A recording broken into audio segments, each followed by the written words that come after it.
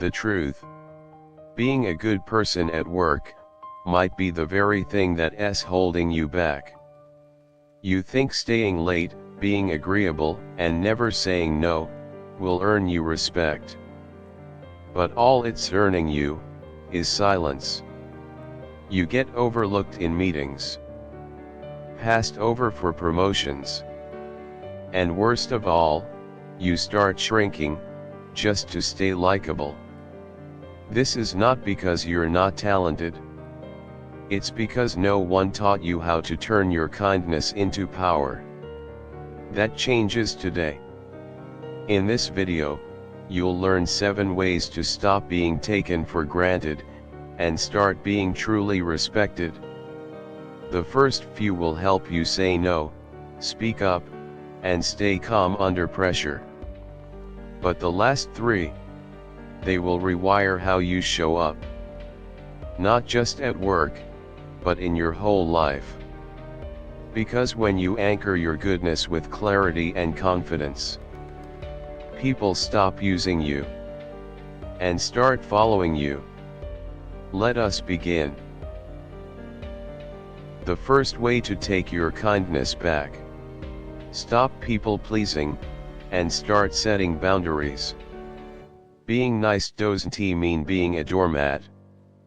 But if you've built your identity on being agreeable, it can feel almost impossible to say no without guilt. The truth is, people pleasing is not kindness. It's fear in disguise. Fear of rejection. Fear of conflict. Fear of being seen as difficult. You smile when you're frustrated. You offer help before you even check your own capacity. You say yes while your body screams no. It feels noble. But over time, it becomes dangerous.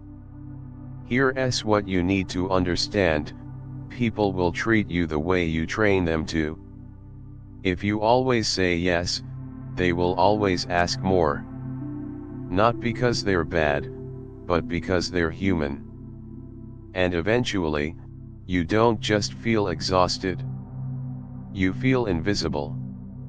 So how do you stop this? It starts with one shift.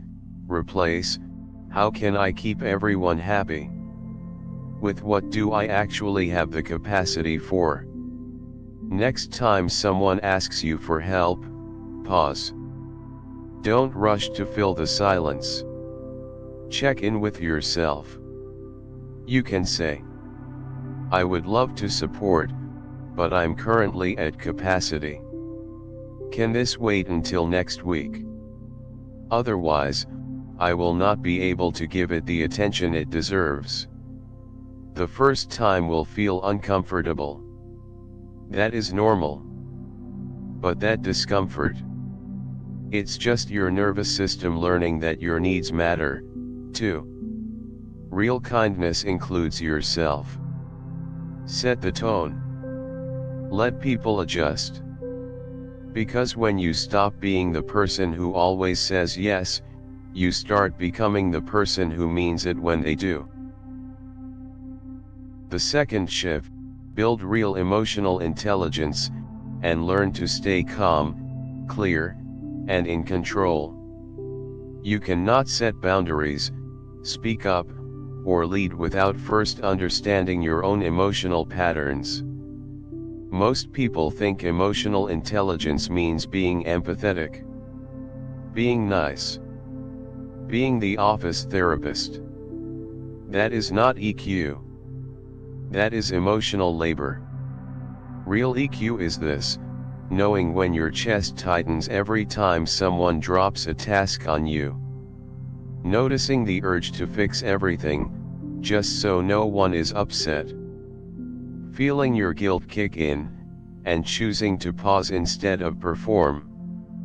Emotional intelligence means you stop reacting on autopilot. You learn to breathe before answering. You make space between the feeling and the action. It also means naming what you feel, clearly. I feel pressured. I feel responsible for the mood of everyone. I feel invisible when no one checks my load before assigning more. Because if you can name it, you can navigate it. Let us say someone says in a meeting, this project is running behind schedule. Maybe someone can stay late to finish the task. And you feel everyone glance at you. Your body reacts before your brain does. Heart rate spikes. Thoughts spiral, if I say no, I'll seem selfish. And then your mouth says it, sure, I can handle it. That was not generosity.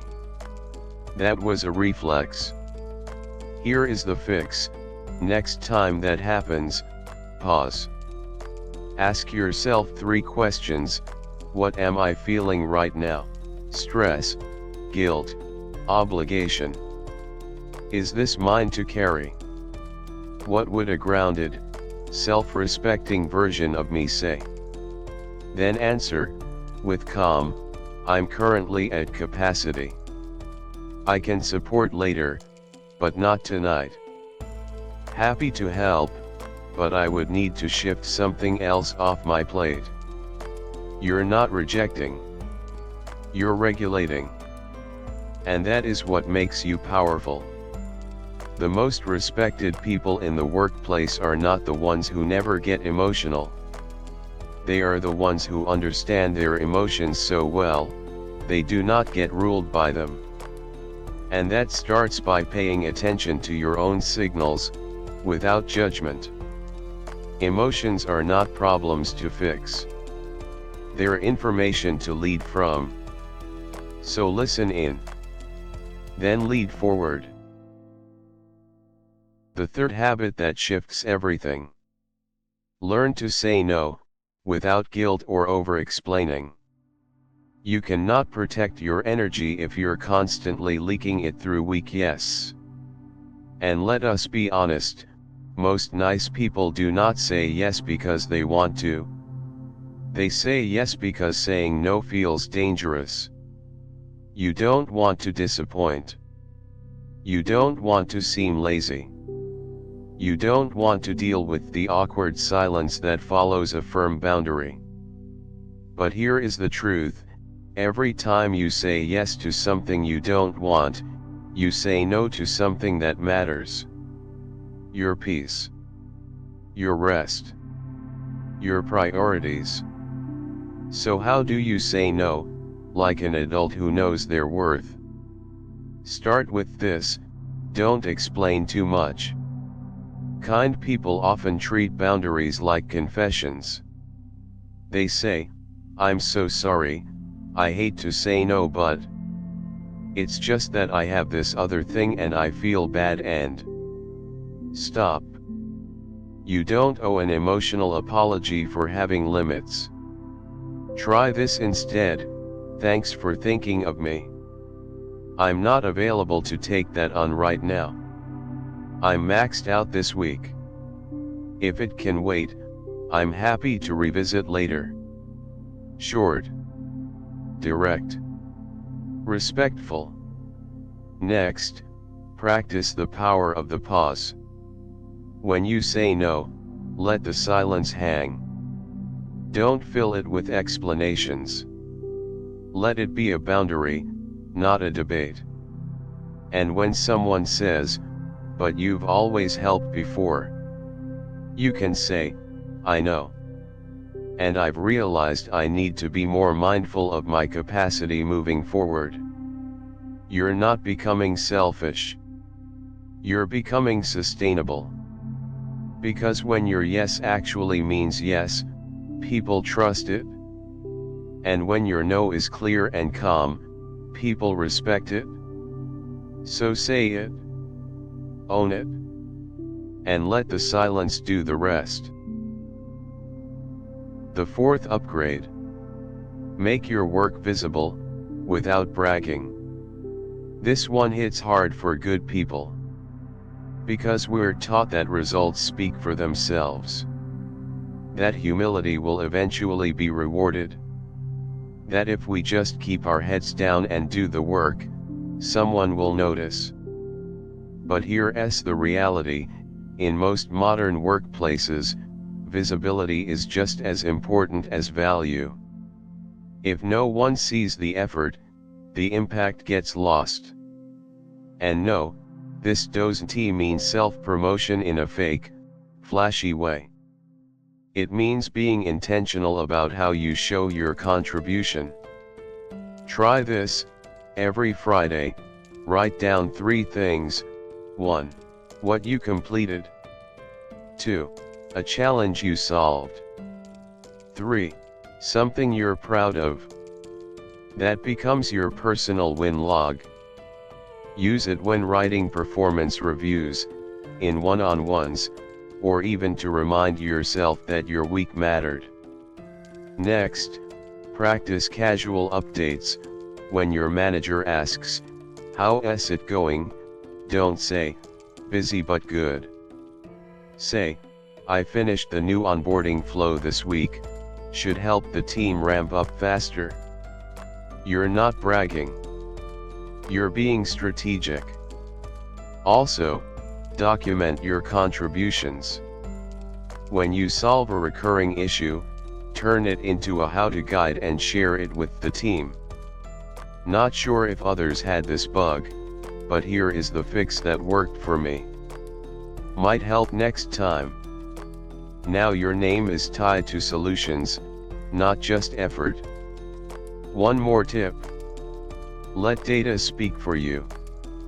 Don't say, "I handled support." Say, "Resolved 42 tickets this week, 95% satisfaction." That is not ego. That's clarity.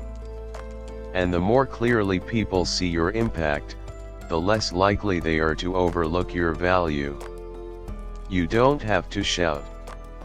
You just have to stop hiding. The 5th shift: handle difficult people, without becoming one. When you're a kind, emotionally aware person, you often become the default emotional sponge. The fixer. The peacekeeper. But sometimes, the healthiest thing you can do is refuse to play that role. Let us look at 3 common types of workplace manipulators, and how to deal with them. 1. The guilt tripper. They say things like, "I'm really in a bind here. You're the only one I can count on. Here is how to respond: I hear you're under pressure. I still need to stick to my priorities." You acknowledge the emotion without sacrificing your boundary. 2. The credit stealer. They echo your ideas in meetings. They take shared wins and frame them as their own. How to respond: use subtle clarity. "Glad you brought that up, that aligns with what I shared earlier. That builds nicely on the draft I circulated yesterday." Keep your tone calm. No drama. Just facts. 3. The passive-aggressive underminer. They ask loaded questions. Cast doubt with a smile. Undermine you while pretending to help.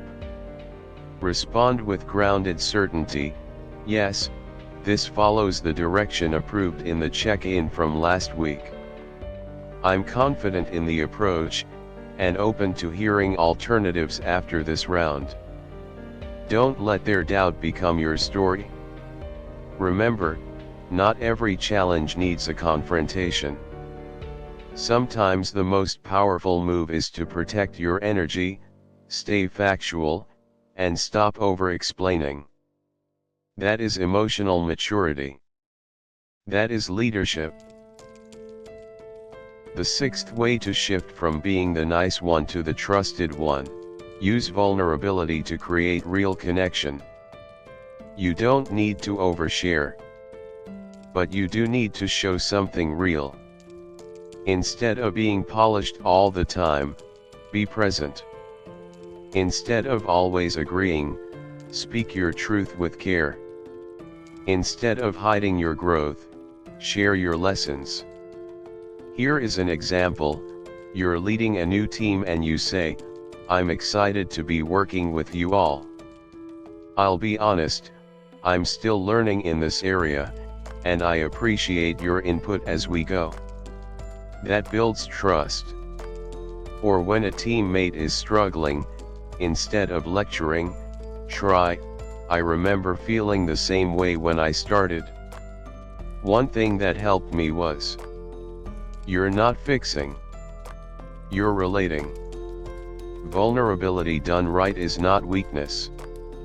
It's a bridge. You stop being just competent, and start becoming human. And people follow humans, not job titles. Now, the seventh and final shift: integrate everything, and lead with quiet authority. This is not about becoming a new person. It's about returning to your strongest self, with better boundaries, clearer presence, and a deeper sense of worth. So here's what we covered. You stopped people pleasing. You built real emotional intelligence. You learned to say no with confidence. You made your work visible. You handled difficult people with grace. You connected through honest vulnerability. And now, you carry yourself differently. Not louder. Just stronger. You don't need permission to lead. You don't need to overcompensate to belong. You don't need to suffer to be seen. You were always a good person. Now you're a grounded one. And that changes everything. Your challenge this week: pick one of these shifts. Just one. Practice it. Notice how people respond. More importantly, notice how you feel. Then keep going. Because your kindness deserves power. And your presence deserves to be felt.